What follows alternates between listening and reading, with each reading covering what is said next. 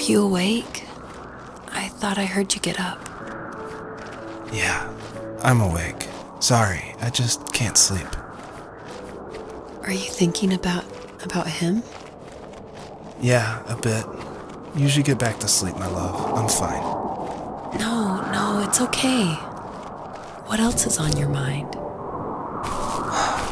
I don't know, it seems weird, but I had one of the most vivid dreams of my life.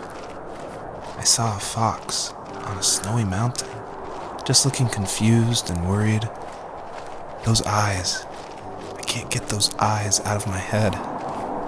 She was running in the windy snow, looking for something. Do you think it has to do with you and what's been going on? I don't know. It was just a dream, Rachel. They're not meant to make sense. A lot's happened the past couple days, that's all. Well, if you're not going to sleep anyway, you should tell me. I want to hear. All right. So, not far from her home, she followed that path to something unexpected.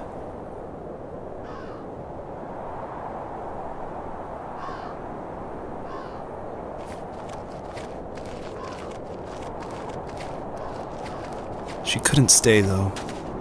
She had to find her other 2 children. So she took that path. She followed it towards something ancient. Something with answers.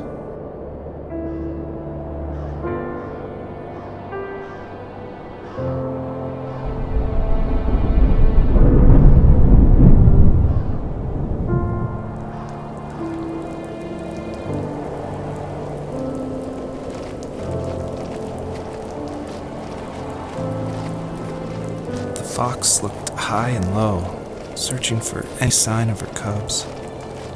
Points of light showed the way to this ancient tree. It was as if each one had a story to tell, all their own. The land was trying to tell my story, too. I felt like I was right behind her the whole time.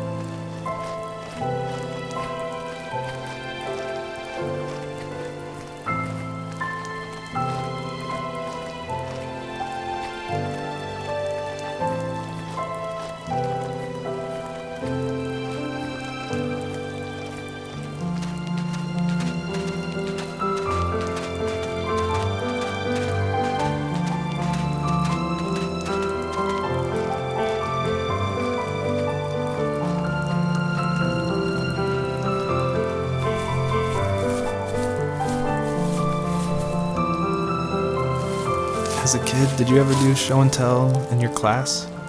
Yeah, I think I only did it once, when I was in the 4th grade. You know how my life was around then.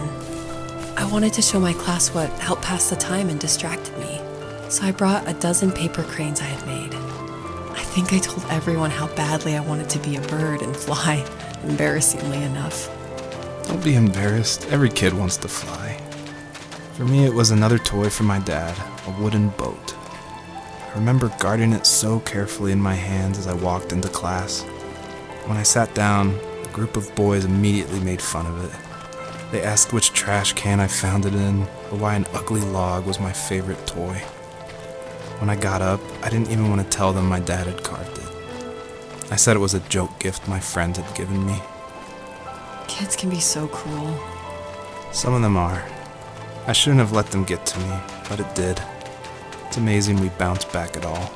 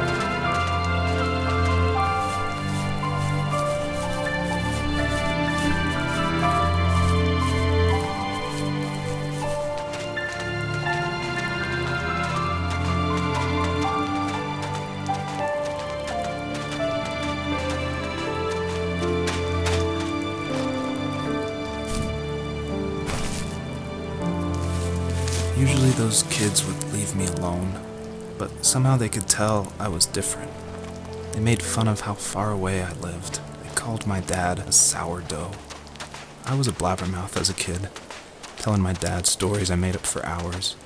But after that show and tell, I didn't tell him much anymore. He didn't know exactly what was wrong, but his best guess was that the toys he carved weren't cool enough. He carved me a tank and tried to tell me what it was like to be in a real tank as a serviceman. I didn't know your dad was in the military. Yeah, in the army. The sad thing is that I'd pretty much forgotten until just now. There's so much I still don't know about him. I'm sorry. He knows how much you love him. You're going to see him again soon and have some closure, I'm sure.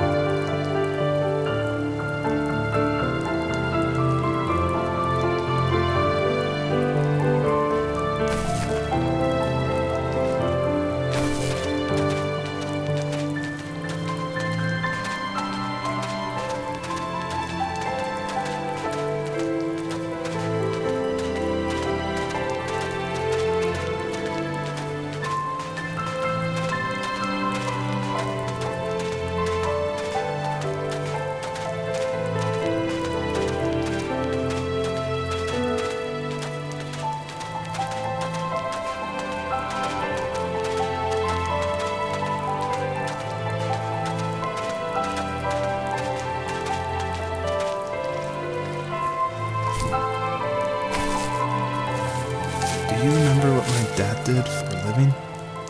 Wasn't he like a lumberjack? That's one way of putting it. If wood was a canvas, then a carving knife was his paintbrush.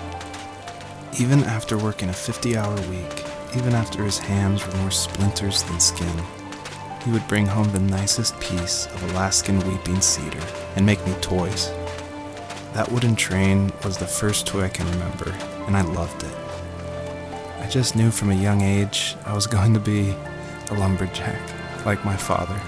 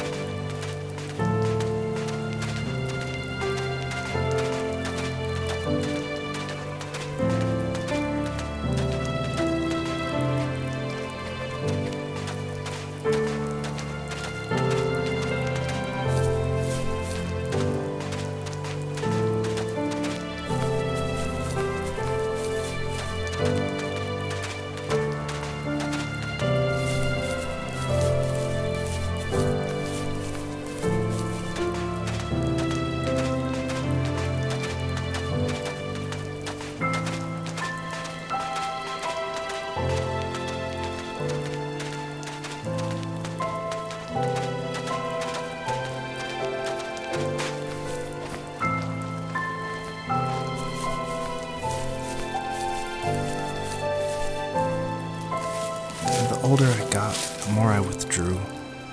I asked myself, why talk to anybody anyway? Why bother when I'm happy by myself? I started drawing a lot, mostly animals I saw in the woods by my home. I then imagined designing my own hideouts with things like TVs and pantries full of chips and cookies. I think that idea of leaving home and drawing blueprints started my career. I found a lot of solace in that. I'm not surprised, but I did the same thing, you know? There is something special about having a place to call your own. And now look at us. Well, if you count renting in an overpriced city. It's as close as we can get for now.